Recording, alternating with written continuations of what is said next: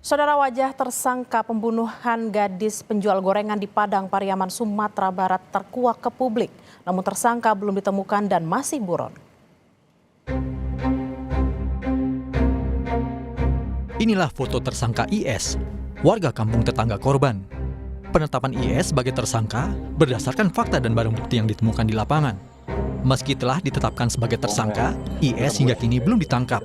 Tim sus gabungan dari Polda Sumbar dan Polres Padang Pariaman terus melakukan penyisiran ke sejumlah lokasi untuk menemukan tersangka yang masih buron.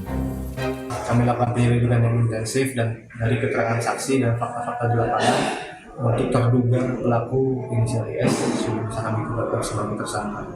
Tersangka ini yang sudah kami tetapkan adalah warga sekitar sendiri. Mungkin sedikit banyaknya dia sudah menguasai Medan. Namun tetap itu tidak menyurutkan tekad kami yang tetap berusaha semaksimal mungkin dalam mencari tersangka. Tersangka pembunuhan gadis penjual gorengan masih berstatus buron dan beberapa kali terlihat di pintu kampung. Hal ini membuat warga di Kecamatan 2x11 Kayu Tanam, Kabupaten Padang Pariaman, Provinsi Sumatera Barat ketakutan. Pasalnya, saat terlihat, tersangka tampak menenteng senjata tajam. Saat ini, warga takut keluar rumah sendirian. Apalagi malam hari karena status tersangka yang masih buron.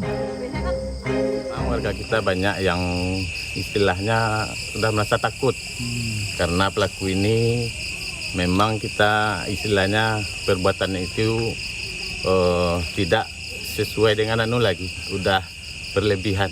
Kejam ya, Pak? Sudah kejam, jadi itu yang ditakutkan oleh warga, termasuk warga-warga kita yang wanita lah itu yang lebih menakutkan lagi. Sementara itu, untuk pendampingan terhadap keluarga korban, Polda Sumbar juga memberikan trauma healing dengan membuka layanan konseling bagi keluarga korban. Konseling lebih difokuskan untuk ibu korban yang hingga saat ini masih menyimpan luka dan duka mendalam karena kepergian anaknya. Yasinan, tahlilan, dan trauma healing. Trauma healing akan dilakukan berapa lama nih, Pak? Apakah akan berlanjut atau siapa? Lihat perkembangannya, nanti bisa juga berlanjut atau kalau memang satu kali cukup. Untuk memburu tersangka, polisi menerjunkan anjing pelacak untuk mengendus keberadaan tersangka.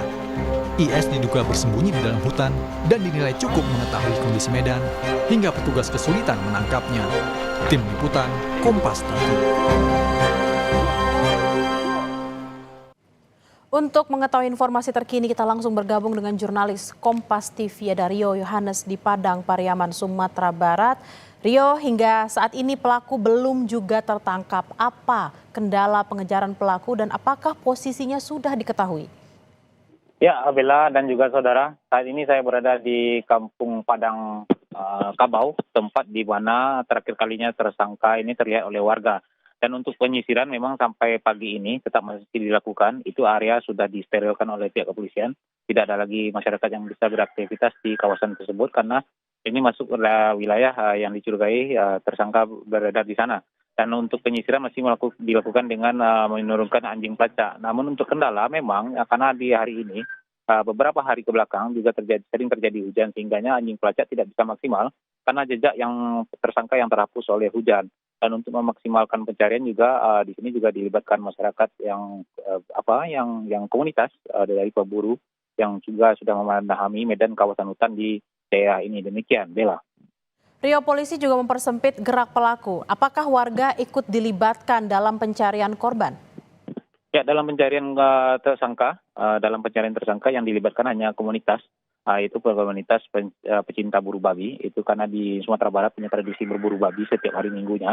Mereka sering keluar masuk hutan setiap minggu, sehingga mereka cukup paham dengan medan di sini.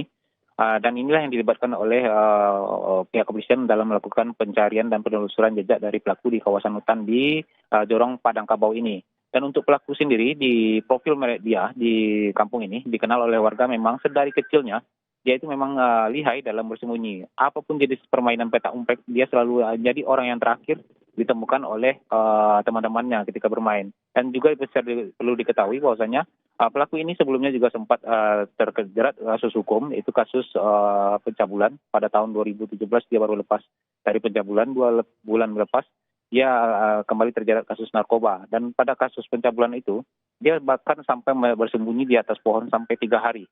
barulah bisa ditemukan oleh pihak kepolisian. Dan memang dari jejak rekodnya dia memang lihai dalam bersembunyi. Demikian, Bella.